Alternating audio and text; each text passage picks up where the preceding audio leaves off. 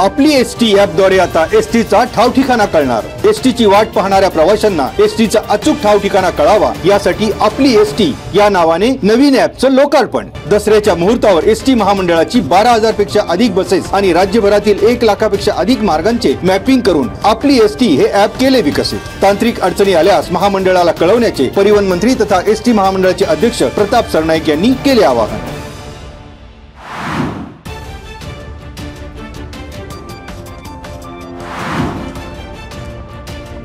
विजयादशमी निमित्त वेताळे गावातून श्री सिद्धेश्वर महाराजांच्या देवकाठीची गुरुवारी ग्रामस्थांनी काढली पारंपरिक पद्धतीने मिरवणूक। गावातून ग्रामदैवताच्या देवकाठी मिरवणुकीची वर्षानुवर्षांची परंपरा आजही कायम। श्री सिद्धेश्वर महाराजांच्या देवकाठी मिरवणुकीत अबालवृद्धांचा उत्स्फूर्त सहभाग।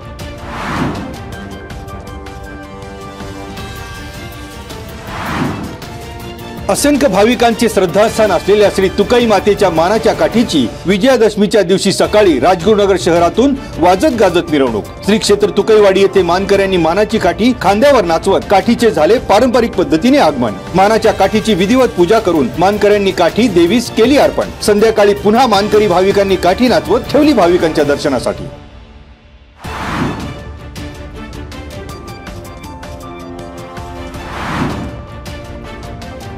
वाडा येथे शुक्रवारी सकाळी 10 वाजता एकल महिलांचा मेळावा। राज्याच्या अतिरिक्त मुख्य सचिव व्ही राधा एकल महिलांना करणार मार्गदर्शन। खेड तालुक्यातील 12,000 एकल महिलांसाठी शासनाचा आत्मनिर्भर उपक्रम सुरू। मेळाव्यात आरोग्य तपासणी, शासकीय योजनांचा लाभ आणि व्यावसायिक प्रशिक्षण। एकल महिलांच्या कौटुंबिक समस्या, शासकीय स्तरावर उपाययोजना याबाबत मुख्य कार्यकारी अधिकारी गजानन पाटील महिलांशी साधणार संवाद। पंचायत समितीचे गट विकास अधिकारी विशाल शिंदे यांची माहिती। 350हून अधिक एकल महिलांच्या समस्यांवर थेट संवाद।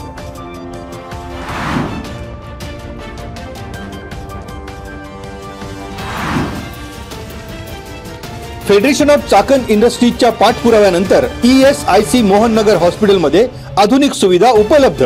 आता कामगारांसाठी चिंचवडच्या मोहननगर हॉस्पिटलमध्ये तज्ञ डॉक्टर आणि अत्याधुनिक तपासण्या। 2021 मध्ये दयनीय अवस्थेत असलेल्या ESIC हॉस्पिटल आज आधुनिक सुविधांनी सुसज्ज। आयुष्यमान भारत आणि महात्मा फुले योजनेअंतर्गत मोहननगर हॉस्पिटलमध्ये कॅशलेस ट्रीटमेंट।